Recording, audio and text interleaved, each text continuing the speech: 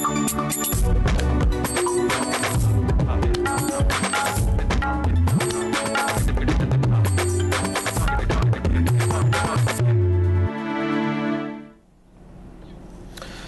वालेकुम नाज़रीन, देख रहे हैं आप आपस की बात। मैं हूं मुनीब फारूक और मेरे साथ मौजूद हैं नजम सेठी साहब। अस्सलाम वालेकुम नाज़रीन, कल के प्रोग्राम में जिस हवाले से बात हो रही थी उसी मामले पर, यानी अरसलान इफ्तिखार साहब के मामले पर चीफ जस्टिस ऑफ पाकिस्तान ने सो मोटो नोटिस लिया। रात के तकरीबन 1-1:30 बजे मीडिया पर इसकी खबर आई और उसके बाद आज एक 3 रुकनी बेंच, जिसको हेड चीफ जस्टिस खुद कर रहे थे, उन्होंने इसकी समाअत की, जिसमें अरसलान इफ्तिखार साहब खुद पेश हुए अदालत में।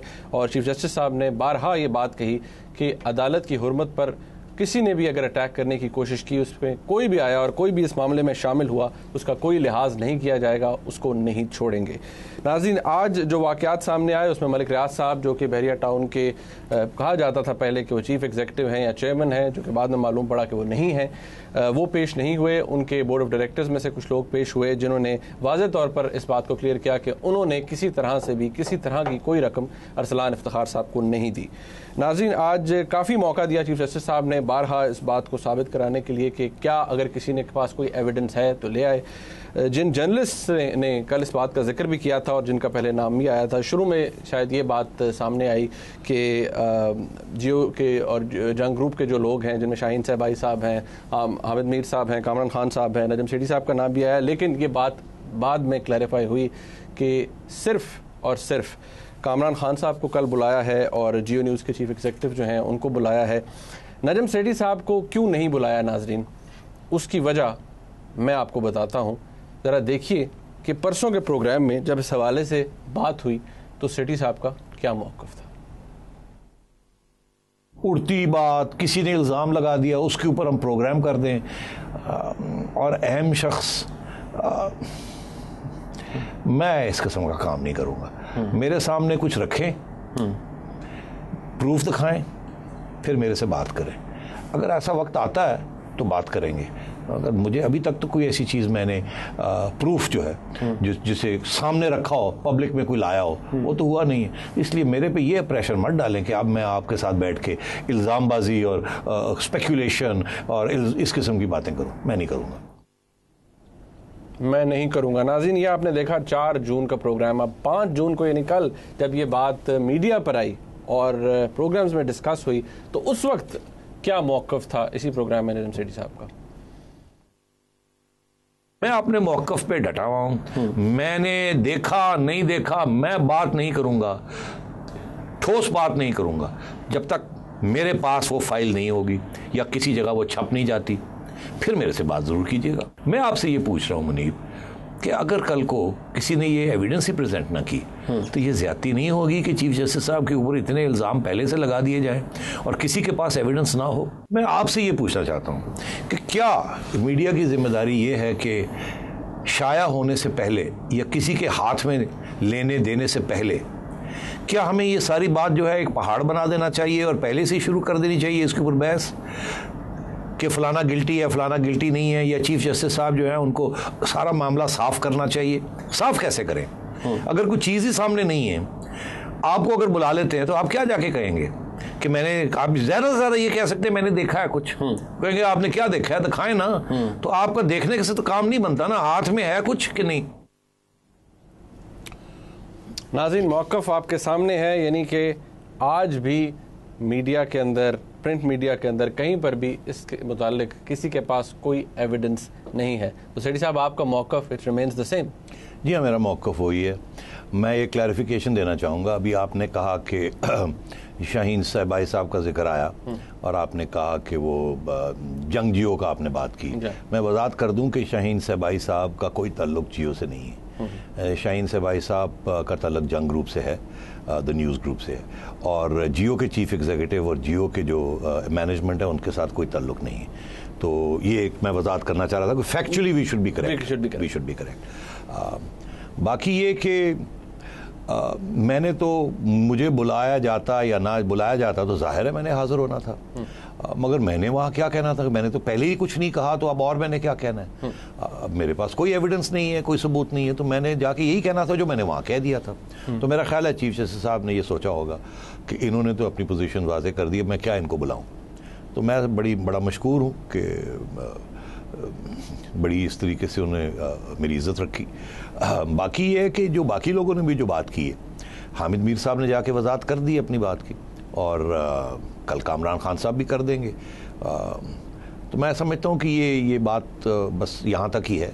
जो बात हुई वो कुछ फ्रीडम ऑफ प्रेस और मीडिया कुछ तकाजे होते हैं, वो थोड़े से एक्सरसाइज किए गए। अल्लाह खैर सल्ला, कोई नो रियल डैमेज डन। अच्छा, हम वैसे भी अब इसके बारे में तो बात नहीं करेंगे, हम तो उस बारे में बात करेंगे जो आज हुआ और जो उसके नतीजे में जो सवालात जन्म लेते हैं। सेठी साहब, सबसे पहले ये बात आज सारा दिन होती रही, चीफ जस्टिस साहब ने सुओ मोटो लिया, जाहिर बात है एडमिनिस्ट्रेटिव पावर आप जानते हैं सिर्फ उन्हीं के पास है, लेकिन बहुत से लोगों ने कहा कि उनको बेंच में बैठना नहीं चाहिए था। इससे मुतालिक आप भी जानते हैं, मैं भी जानता हूँ कि उनकी अपनी ही बनाई हुई गाइडलाइंस हैं। आप पढ़ेंगे या मैं पढ़ूं? आप पढ़ दें, बिकॉज वो क्लियर हो जाएगी बात। मैं हमारे व्यूअर्स के लिए नाज़रीन पढ़ देता हूं, और याद रखिए ये वही गाइडलाइंस हैं, वही कोड ऑफ कॉन्डक्ट है जो चीफ जस्टिस साहब के होते हुए ही दोबारा इसको शायद रिवाइज भी किया गया है और सुप्रीम कोर्ट की वेबसाइट पे मौजूद है। आर्टिकल 4 है, इसमें उर्दू में तर्जुमा है जो आपके सामने आपको स्क्रीन पर अब नज़र भी आएगा। अंग्रेज़ी में इसलिए नहीं किया क्योंकि हमारे मोस्टली व्यूअर्स को शायद अंग्रेज़ी समझने में कोई तकलीफ हो, तो लिहाजा मैं उर्दू में पढ़ भी देता हूँ कि एक जज को वाज़े या हतमी तौर पर ऐसे मुकदमे की समाअत में बैठने से इनकार कर देना चाहिए कि जिस केस में उसका अपना या उसके करीबी रिश्तेदारों या अजीज़ों का कोई मफाद वाबस्ता हो। एक जज को ऐसे मुकदमात की समाअत में बैठने से इनकार कर देना चाहिए कि जिस केस में उसका किसी एक फरीक या वकील या हत्ता के दोनों फरीकैन या वकीलों से कोई ताल्लुक या राब्ता हो। एक जज को किसी भी ऐसे मुकदमे में राय देने या कोई एक्शन लेने से गुरेज करना चाहिए कि जिस केस में बिला वास्ता या बिल वास्ता तौर पर इसका कोई मफाद वाबस्ता हो। मुनीब, ये कोड ऑफ कॉन्डक्ट जो है ये 2009 में जब रेस्टोरेशन के बाद चीफ जस्टिस साहब ने बनाया, बड़ा ज़बरदस्त बनाया रूल्स ऑफ कॉन्डक्ट। मैं समझता हूँ ये चीफ जस्टिस साहब इनको नज़रअंदाज नहीं कर रहे हैं। आज एक कमेंट्री में ये कहा गया कि उनको ऐसा बेंच नहीं बनाना चाहिए था, नोटिस लेना उनका हक था, फ़र्ज था, और उन्हीं का ही, और उन्हीं का वही उनकी राइट है, और उन्हीं के ये पावर्स भी उन्हीं की हैं। मगर कोई और बेंच बना देते इस कानून के तहत। उसके जवाब में मैंने फिर एक और भी कमेंट्री सुनी, उसमें ये कहा गया कि ये अभी तो इब्तदाई, ये तो एक अभी इंक्वायरी स्टेज है, कोई केस की स्टेज नहीं है। तो अगर ये केस बनता है किसी स्टेज पे और ये प्रोसीडिंग्स बढ़ती हैं तो फिर चीफ जस्टिस साहब अपने आप को रिमूव भी कर सकते हैं। और तो ये ऐसी कोई बात नहीं है कि ये डैमेज हो गया है, ये डैमेज रेक्टिफाई नहीं हो सकता, या ये कोई इर्रेवोकेबल डिसीजन है। आगे जाके हो सकता है जब अगर ये कोई बनता है केस, तो उस वक्त फिर चीफ जस्टिस साहब जो है वो अपने आप को रिमूव कर लेंगे और किसी और 3 मेंबर बेंच, 5 मेंबर बेंच। पहली बात तो ये है। तो मैं तवक्को यही है मेरी कि कानून और आइन के मुताबिक जिसको चीफ जस्टिस साहब और आज सुप्रीम कोर्ट प्रोटेक्ट करते हैं, वो हमेशा सामने रखेंगे अपने, और उसी के तहत वो काम करेंगे। और अगर अभी एक प्रिलिमिनरी स्टेज में उन्होंने चाहा है कि वो अपने सामने सब कुछ देखें, अगर इस चीज़ को आगे बढ़ना है तो सूनर और लेटर नहीं, जल्द से जल्द ऐसा बेंच तश्कील किया जाए जहां 3 इंडिपेंडेंट जस्टिसेस हों और चीफ जस्टिस साहब अपने आप को बिल्कुल रिमूव कर लें। मैं यकीन करता हूं कि जब वो स्टेज आएगी तो ये ऐसे ही होगा। अच्छा, एक तो इसका कॉन्ट्री वो ये भी है ना कि वो लोग ये भी कह रहे हैं कि अगर चीफ जस्टिस साहब उस बेंच में मौजूद भी हैं तो उनके ऊपर तो इट्स अ ग्रेटर रिस्पॉन्सिबिलिटी, और he is got a reputation to protect, बड़े आला मर्तबे पे फायज हैं, वो तो वैसे ही इतनी इंडिपेंडेंस रखेंगे तो इससे फ़र्क कोई नहीं पड़ता। ये आर्गूमेंट नहीं देना चाहिए। अगर ये आर्गूमेंट ही है तो फिर ये इस किस्म के कोड ऑफ कॉन्डक्ट बनाने की क्या ज़रूरत है कि जज, वो एक आपको याद है वो कहते थे कि जज टीवी भी ना देखें। वो एक साहब थे, वो कह रहे थे कि जज साहब को अखबारें नहीं पढ़नी चाहिए, टीवी नहीं देखना चाहिए, शादी ब्याह पे नहीं जाना चाहिए क्योंकि लोग मिल जाएंगे, वो कोई बात करेंगे, ये असर अंदाज हो जाएंगे, and so on and so forth. नहीं, justice are supposed to be above this. ठीक है, तो वो ऐसी कोई बात नहीं है कि वो इन्फ्लुएंस हो जाएंगे या नहीं होंगे, या बड़ा एक्स्ट्रा केयरफुल होंगे। नहीं, ये एक्स्ट्रा केयरफुल होना या ये ह्यूमन कंडीशन है। अच्छा, ये इंसानी फितरत है। तो इसलिए ये कानून बनाए गए हैं कि ताकि कोई शक शुबा ना रहे, किसी किस्म का प्रेशर ना रहे, या कम करने का या ज़्यादा करने का। आप मेरी बात समझ रहे हैं? या मतलब है कि ऐसा एग्जाम्पल सेट कर दें जो कि अगेन कानून और आइन के खिलाफ हो, या बिल्कुल ही भूल जाएं जो कि अगेन कानून और आइन के खिलाफ हो। तो ये बेहतर ही होता है, इस किस्म की कंट्रोवर्सी में पड़ना ही नहीं चाहिए, सीधा आप अलग कर दें। अपने आफ्टर ऑल आपके सुप्रीम कोर्ट है, आप मुतमईन हैं, एक इंडिपेंडेंट बेंच, बेहतर यही तरीका है, कंट्रोवर्सी नहीं होनी चाहिए इस चीज़ में। अच्छा सेठी साहब, थोड़ा आगे चलते हैं। ज़ाहिर बात है क्योंकि हमारे पास काफ़ी डायमेंशन हैं। एक बात, अभी तक तो एविडेंस प्रेजेंट नहीं की गई, कल तक का दोपहर तक का वक्त है, ऑब्वियसली 11 साढ़े 11 बजे तक। From the looks of it अभी कोई लग नहीं रहा, कल कुछ हो जाए वो अलग बात है, लेकिन अगर कल तक एविडेंस प्रेजेंट नहीं की जाती, कोई शवाहिद नहीं मिलते, तो आपको क्या लगता है? दोनों सूरतों में 2 सवाल कर देता हूँ। एक ये कि अगर एविडेंस प्रेजेंट हो जाती है तो इसकी तफ्तीश कौन करे, किसको ऑथराइज किया जाए? और अगर एविडेंस नहीं भी सबमिट होता तो क्या आपका ख्याल है कि फिर भी इन्वेस्टिगेशन होनी चाहिए या मामला ख़त्म हो जाएगा? ये बड़े इंपॉर्टेंट सवाल हैं कि कल क्या होगा। जाहिर है हम तो ये नहीं कह सकते कि ये ही होगा, हमें नहीं पता जज साहिबान के जहन में क्या सवाल खड़े हुए हैं। हम एक थोड़ी बहुत स्पेकुलेशन कर सकते हैं, इन्फॉर्म्ड, विदाउट अपने दायरे के अंदर रहते हुए।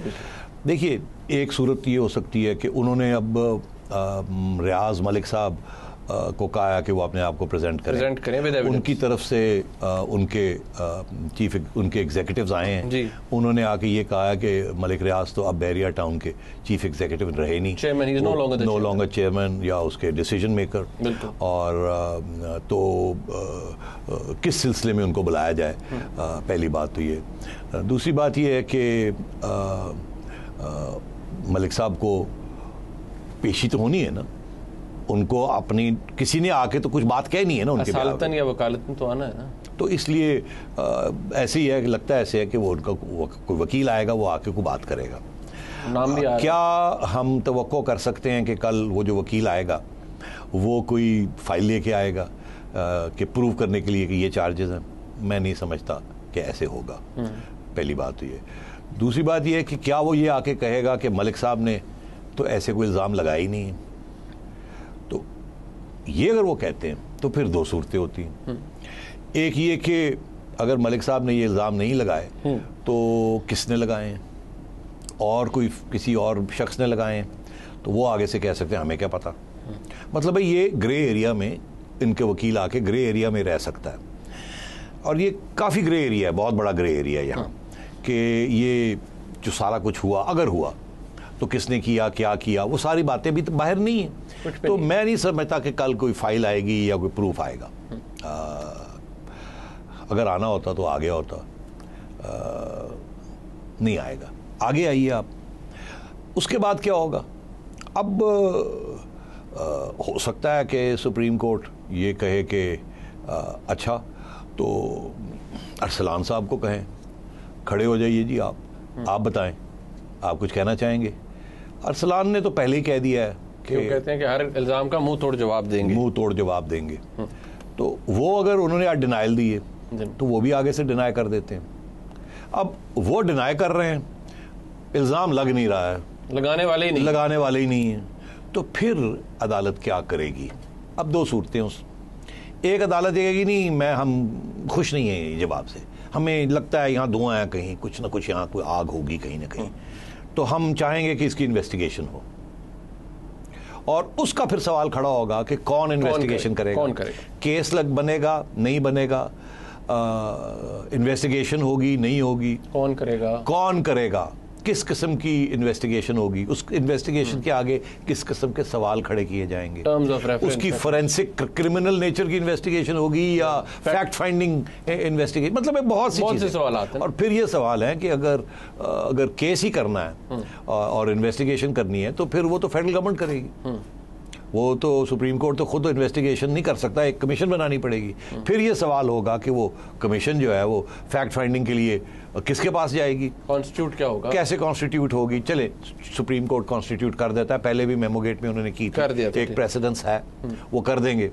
सवाल ये खड़ा होगा कि वो क्या जुडिशरी में से लेते हैं लोग, हुकूमत से लेते हैं वो लोग, या सिविल सोसाइटी से वो लेते हैं। हम अगर हुकूमत से लोग लेंगे तो सारा वक्त ये शक होगा कि हुकूमत ने तो सही इन्वेस्टिगेशन करनी नहीं और जानबूझ के नहीं करनी या कोई गड़बड़ कर देंगे। तो ये मुश्किल लगता है कि वो हुकूमत के हवाले ये करेंगे। अगर वो किसी जजेस के हवाले कर देते हैं तो उसमें भी वही बात होगी कि जी बात ये है कि ये जुडिशरी तो यूनाइटेड है, तो हम क्या तवक्को करें इनसे। और ये बातें पहले भी हुई थी, मेमोगेट के ऊपर हुई थी, बिल्कुल हुई थी और ये फिर होंगी। तीसरी बात ये कि अगर इस किस्म की कोई चीज़ होनी है तो शायद सबसे बेहतर ये हो कि वो कहते हैं bar and bench rise and fall together. कल भी बात हुई थी। तो फिर मेरी नाकस राय यही होगी कि अगर इसको आगे ले जाना है आपने और कुछ फैक्ट फाइंडिंग करनी है तो बार के लोगों से बात कर ली जाए, उनसे 3, 4, 5, 6, 2 जितने भी आप चाहते हैं इंडिपेंडेंट इलेक्टेड ऑफिशियल्स उनके हवाले की जाए जिनकी क्रेडिबिलिटी है, जो न्यूट्रल हैं, ताकि वो इसकी सही फैक्ट फाइंडिंग कर सकें। अच्छा। तो ये इस किस्म की कल चीज़ें चल सकती हैं। अच्छा, इंक्वायरी के हवाले से सेठ साहब हमने अभी तक सिर्फ बात की है। नाज़रीन, जब ब्रेक से वापस आएंगे इसकी और बहुत सी डायमेंशंस हैं। ये भी कि ये अगर जो भी मामला है सारा, अगर ये एक साजिश है, एक कॉन्स्पिरेसी है या इंट्रैपमेंट है, उनको ट्रैप करने की कोशिश की है अरसलान इफ्तिखार साहब को, तो इसका ऑर्केस्ट्रेटर कौन है, किसने ऑर्केस्ट्रेट की, किसने इसको सारा जाल बुना और इसका फ़ायदा किसको होना था, चीफ जस्टिस साहब से किस किस को तकलीफ थी। एक ब्रेक के बाद हमारे साथ रहेगा।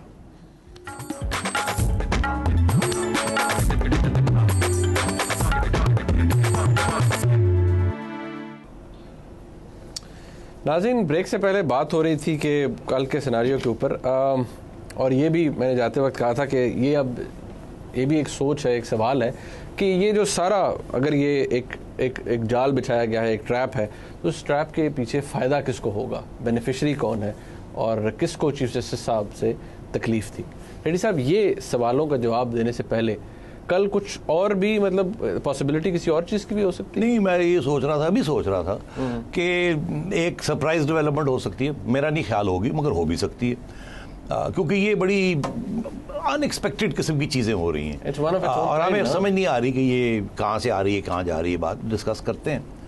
मैं सोच रहा था, एक जस्ट एन आइडिया, कि कल अगर चीफ जस्टिस साहब अपने साहिबजादे से ये पूछते हैं कि बाकी तो कुछ नहीं बानी, आप कुछ कहना चाहो, और कल को वो कहे कि जी ठीक है, मैं मानता हूँ, मैं तस्लीम करता हूँ कि मेरे से गलती हो गई, मेरे लिए एक जाल बिछाया गया था, मैं उस जाल में फिर गिर गया और मेरे से ये गलती हो गई, इंसान हूँ और मैंने ये हमाकत की और मैंने ये पैसे वैसे ले लिए या कोई फेवर्स ले लिए, मैं एतराफ़ जुर्म हल्का सा जुर्म का एतराफ़ करता हूँ कि हाँ मेरे साथ ही हुआ, मुझसे कोताही हुई। हाँ, कोताही हुई, मैंने सोचा नहीं इसके बारे में कि ये ऐसे होगा, तो मैंने कर लिया ऐसे। मैंने आपको इन्फ्लुएंस करने की कोशिश नहीं की, और क्योंकि मैंने नहीं की तो जिन्होंने मेरे पे ये खर्चा वर्चा किया था वो आप मेरे खिलाफ हो गए। तो मैं ये इतराफ़ करता हूँ कि मेरे से ये गलती हो गई, मगर मैंने आपको ना इन्फ्लुएंस करने की कोशिश की, ना आप हुए, मगर ये मेरे से हो गया। तो ये एक किस्म की कन्फेशन है जिसके ऊपर चीफ जस्टिस साहब और वो बेंच फैसला कर सकते हैं कि फिर आपने तो बहुत बड़ी हमाकत की, खुद कन्फेशन कर रहे हैं, वो जो दूसरे साहब हैं उनको तो हम देख लेंगे, आप अपना पूरा बयान लिखवाइए, आपके साथ क्या हुआ क्या नहीं, कैसे आपको किया गया, ट्रैप किया गया, जो कुछ किया गया और आप ट्रैप में फंस गए और आपको हम सज़ा दे देते हैं। ठीक, तो उसके साथ एक नई डायमेंशन खुल सकती है कि जी सज़ा चीफ जस्टिस साहब ने उनको जेल भेज दिया जब तक ये इंक्वायरी कंप्लीट नहीं होती या कुछ, तो मतलब है कि एक ड्रामाई किस्म की एक डेवलपमेंट हो सकती है। वो भी एक सवाल आएगा ना कि सजा किस कानून के तहत होगी, नैब के कानून के तहत होगी, पाकिस्तान पीनल कोड के तहत होगी, तो ये सारे सवाल खड़े हो सकते हैं। मगर क्योंकि यहाँ इतनी सियासत चल रही है ये सारी चीज़ में, आगे पीछे साइडवेज, तो कोई भी बंदा प्रेडिक्ट कुछ नहीं कर सकता। तो एक तो इस किस्म की थॉट्स आती हैं, क्योंकि ये चीज़ ब्लो अप करने से पहले मैंने एक कॉलम पढ़ा एक अखबार में, जिसमें वो पढ़ने के बाद मैंने सोचा ये कुछ होने जा रहा है। ये पहले ही हमारी इस्लामिक हिस्ट्री से एग्जाम्पल्स दिए जा रही हैं, रेफरेंसेस दिए जा रहे हैं, तो ग्राउंड प्रिपेयर की जा रही है। तो फिर मतलब है कि वो देखा आपने, आज भी सारा दिन लोग उसी किस्म की बातें करते रहे, तो ये हर जगह से कुछ ना कुछ चालें चली जा रही हैं।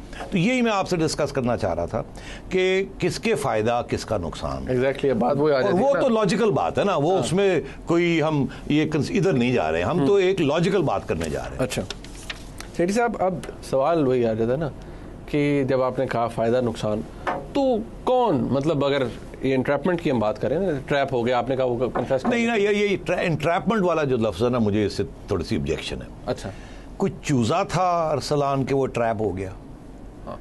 मतलब ये बात जो है ना कि जी वो बेचारा, उसको पता नहीं था क्या हो रहा है, क्योंकि इल्जाम तो बड़े संगीन है ना। हाँ। करोड़ों की बात हो रही है, मुझे नहीं पता। हाँ। जो टीवी पे सुन रहे हैं, ठीक है, तो वो अगर 5 करोड़ 10 करोड़ नहीं, किसी ने 35 करोड़ की बात, 35 को 40 इस किस्म की बातें लोग कर रहे हैं, मुझे नहीं पता। मगर तो वो तो फिर चूजे वाली बात तो नहीं है ना। और कुछ लोगों ने ये भी कहा कि 2-3 साल से ये हो रहा था, फलानी, ये बातें चल रही। तो ख्वाजा आसिफ साहब ने कहा है। हाँ। ना, उनका तो सॉर्ट आप कहते में चला नहीं, तो मैं यही कह रहा हूं कि जो हमने सुनने में आ रहा है, तो अगर उस किस्म की बात है तो ये एंट्रैपमेंट वाली तो बिल्कुल लॉजिक ही नहीं ना कि एंट्रैप हो गए। ये तो सोचा समझा, अगर किसी ने किया तो सोचा समझा किया, तो इन्होंने जो लिया वो भी सोचा समझा किया। अच्छा। अगर दोनों चीजें हुई हैं, अगर दोनों चीजें, तो अब हम वहां नहीं जाना चाह रहे, मगर ये मैं रबिश करना चाह रहा हूं, ये एंट्रैपमेंट थ्योरी कि वो बेचारा, वो चूजा, उसको तो किसी ने गुमराह कर लिया, 3 साल गुमराह रहा। तो ये रहने दें इस बात को। अरे सेठी साहब, फिर हम बेनिफिशियरी की बात पे आए या ना? हाँ, नहीं, मैं अब ये कह रहा हूं कि मैं सोच रहा था कि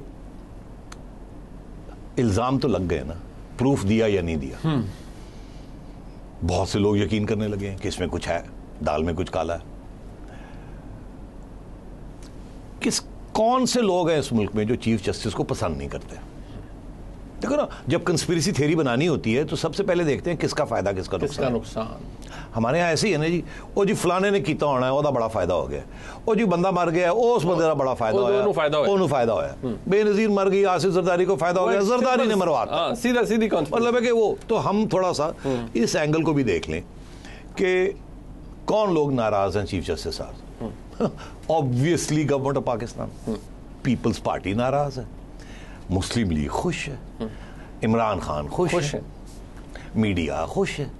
तो जाहिर है फिर इमरान खान, मुस्लिम लीग और मीडिया को तो आप निकाल दें, तो खुश कौन नहीं है? पीपल्स पार्टी खुश नहीं है, सिर्फ पीपल्स पार्टी। अच्छा, तो नहीं, वो तो जाहिर है ना। हाँ। कि पीपल्स पार्टी खुश नहीं है। हाँ। उसमें तो आर्ग्यूमेंट करने की जरूरत नहीं है। हाँ, वो तो डिबेटेबल। तवज्जो दिलानी इस तरफ है कि हमारे खुफिया इदारे भी खुश नहीं है, मिलिट्री के खुफिया इदारे भी खुश नहीं है, क्योंकि जब से ये असगर खान साहब का केस खुला है, जब से मिसिंग पर्सनस का केस बलूचिस्तान में खुले, जब से MI और ISI को बुलाया जा रहा है, और फाटा के केसेस वहाँ भी लोग अदयाला जेल वाले, ये सारा कुछ हो रहा है, और चीफ जस्टिस साहब रिलेंटलेसली लगे हुए हैं कि जी बताएं क्या है। काफ़ी सख्त जुबान की है इस्तेमाल उन्होंने बलूचिस्तान में जाके, और ये 6 माह से ये चल रहा है।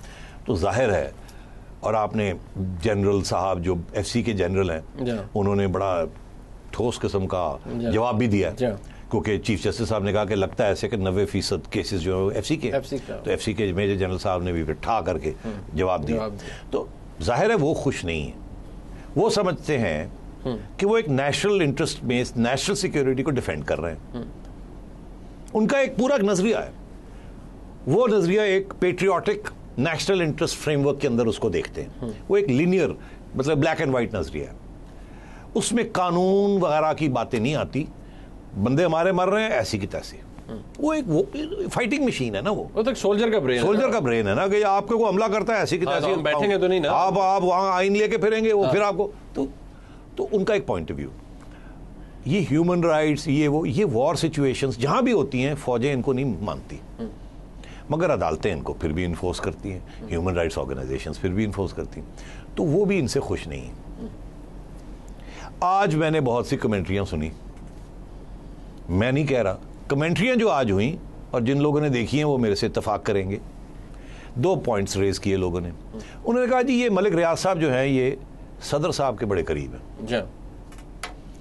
किसी ने कहा ये तो फौज के बड़े करीब, सारे ठेके, और आज किसी साहब ने तो नाम वाम भी ले लिए, फलाने जर्नैल, फलाना जर्नैल, फलाना जो हैं जी वो रिटायरमेंट के बाद इनके पास एम्प्लॉयमेंट भी आ जाते हैं। बिल्कुल। तो मलिक साहब के कॉन्टैक्ट्स फिर पॉलिटिकल पार्टी के साथ भी हैं और फौज के साथ भी हैं। और दिलचस्प बात यह है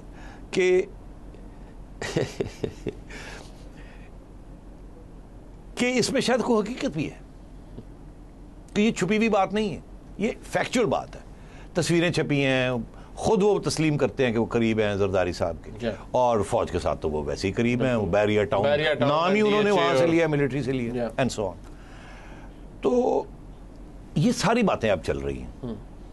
तो अब जो कंस्पिरेसी थ्योरी है वो ये कहती है कि ये जरदारी साहब के कहने पे की है या फौज के कहने पे की है, मगर ये आज का प्रोग्राम नहीं, ये फिर 2-3 साल पुराना प्रोग्राम है। मगर ये बात उस वक्त तक क्लियर नहीं होगी जब तक ये सारी चीजें सामने नहीं आएंगी। आज एक और सवाल मैंने देखा टीवी के ऊपर, किसी ने कहा जी अगर वीडियो बना है, अभी वो लोग स्पेकुलेशन में आ गए ना, अगर वीडियो बना है तो वो फिर वीडियो कहां से बना, कैसे बना, किसने बनाया? ये तो खुफिया इदारे ही बना सकते हैं, आम लोग तो बना नहीं सकते। तो मतलब इस किस्म की चीजें भी आज डिस्कशन में आई हैं। तो ये अब मैं ये समझता हूँ ये बात ख़त्म होने नहीं जा रही, ये जल्दी ख़त्म नहीं होगी, ये बात चलेगी, पहली बात। दूसरी बात ये कि इसमें नुकसान बड़े हो सकते हैं। ये इस बात को सही तरीके से हैंडल ना किया गया मुनीब, इसमें जुडिशरी का नुकसान हो सकता है, इसमें पॉलिटिकल सिस्टम का नुकसान हो सकता है, जमहूरियत का नुकसान हो सकता है, मुल्क का नुकसान हो सकता है, इसको अगर मिस हैंडल कर लिया गया किसी लेवल पे भी। नाज़रीन, ब्रेक का वक्त है, जब ब्रेक से वापस आएंगे एक बहुत अहम सवाल है, बहुत अहम, मैं फिर कहूँगा बहुत अहम, जो मैंने सेठी साहब से पूछना है। उसका जवाब वो क्या देंगे ये मुझे भी नहीं पता, और जो सवाल मैंने करना है ये उनको नहीं पता। एक ब्रेक के बाद हमारे साथ रहिएगा।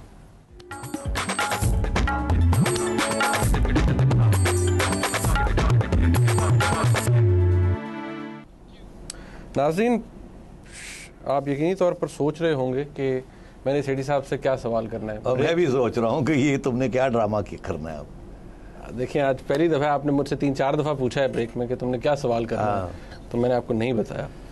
सेठी साहब, अभी कुछ देर पहले एक चैनल पे एक प्रोग्राम हुआ है, वहाँ जो मौसूफ एंकर थे उन्होंने आप पर इल्ज़ाम लगाया है कि आपकी जो चिड़िया है वो एक्चुअली मलिक रियाज साहब हैं और आपने उनसे फेवर्स ली हुई हैं, कोई मफाद लिए हैं, कोई फेवर्स लिए हैं मलिक रियाज से। जी हाँ, और आप उनको डिफेंड करेंगे इस मामले पे।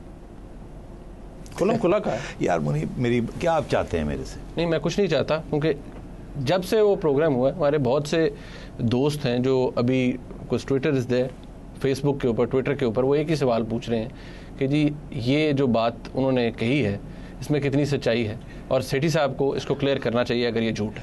यार मुनीब, अंग्रेजी का एक मुहावरा है, sticks and stones may break my bones but words will never harm me, कि सोटी मारे हैं तो मुझे तकलीफ होगी, रोड़ा मारे तकलीफ होगी, लफ्ज़ों से तकलीफ नहीं होनी चाहिए। तो क्यों आप मुझे इस घटिया किस्म की डिस्कशन में ड्रैग करना चाहते हैं? मैंने आज तक इस किस्म के घटिया इल्ज़ामों को कभी जवाब नहीं दिया। मैं नहीं समझता कि इसकी they are worthy of reply. तो why do you want me, मुझे आप उस लेवल पे क्यों ले जाना चाह रहे हैं? I beg your pardon sir, I am sorry. यहाँ पर आप मेंटालिटी भी नहीं जानते फिर बहुत से लोगों की, वो फिर यही समझते हैं कि साइलेंस जो है इट अमाउंट्स टू एक्सेप्टेंस। अगर आप चुप हैं तो यकीनी तौर पर जो बात आपके खिलाफ की जा रही है वो सच है। तो मुनीब, फिर ये कहाँ रुकेगी बात? ये हर रोज़ कोई ना कोई इल्ज़ाम लगा देगा। मुझे ये बताइए, क्या मैं कोई पॉलिटिशियन हूँ पब्लिक कि मैं जवाब दूँ? क्या मैं कोई जज हूँ कि मैं कॉन्डक्ट का जवाब दूँ? मतलब बताएं, कोई पब्लिक सर्वेंट हूँ कि मैं जवाब दूँ? कौन से सहाफ़ी के ऊपर इल्ज़ाम लगते हैं कि आप जवाब दें, जैसे कि आपको डॉक में खड़ा कर दिया? तो ये मतलब है कि ये मेरा ये काम नहीं है कि मैं जवाब दूं। मेरा जवाब मेरे लफ्ज़ों में है जो मैं कहता हूं। अगर लोग पहचानते हैं, पसंद करते हैं, तो वो मेरा जवाब है। जो लॉजिक मैं इस्तेमाल करता हूं या जो एनालिसिस मैं करता हूं, तो ये मुझे आप बताओ, क्यों तुम मुझे यहाँ ले जाना चाहते हो? सेठी साहब, what if I am compelled to ask you this question again?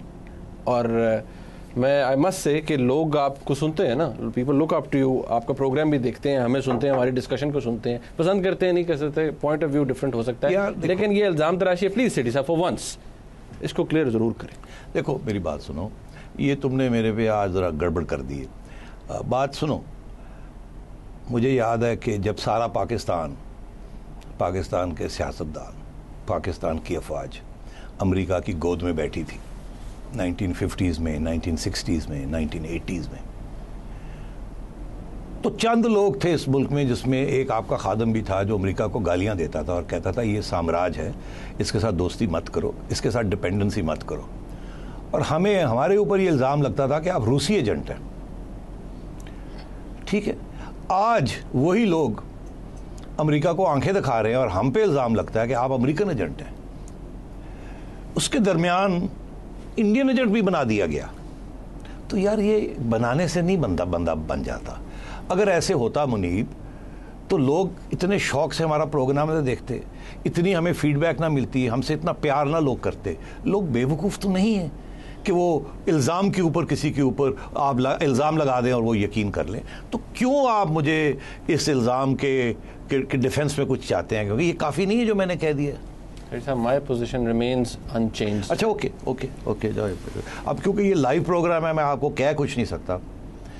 अर्ज़ यह है कि कोई 6 महीने पहले, अब मैं नाम लेता हूं क्योंकि उन साहब ने नाम लिया था, यहाँ एक एंकर है, उनका नाम है मुबशर लुकमान साहब। मुबशर लुकमान साहब ने एक चैनल, दुनिया चैनल पे जाके मेरे ऊपर इल्ज़ाम लगाए, 1 दफ़ा नहीं 4 दफ़ा, 6 माह पहले। मुझे कहा कि इनके पास अमेरिकन नेशनैलिटी है। झूठ। मेरे पास पाकिस्तानी नेशनैलिटी सारी उम्र रही और रहेगी। ना रेजिडेंसी है, ना नेशनैलिटी है किसी और मुल्क की। इन्होंने ये मेरे पे इल्ज़ाम लगाया कि इनके पास है।